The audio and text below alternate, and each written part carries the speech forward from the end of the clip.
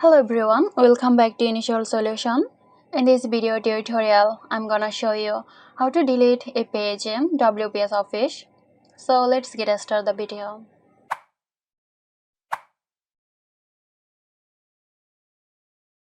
At first open the document and scroll to the page you want to delete.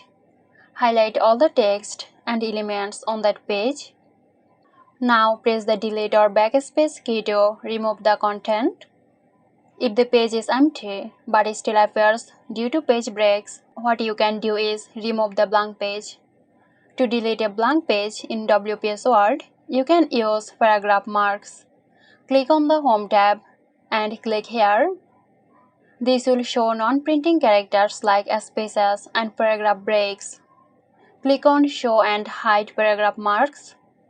Now go to the blank page and double-click to highlight these breaks. Now press the delete button. And there you have it. I hope this video helped you out. Stay tuned for more helpful tutorials here at Initial Solution. This video is sponsored by Zerosoft. Zerosoft offers graphic design, UI UX design, digital marketing and web development.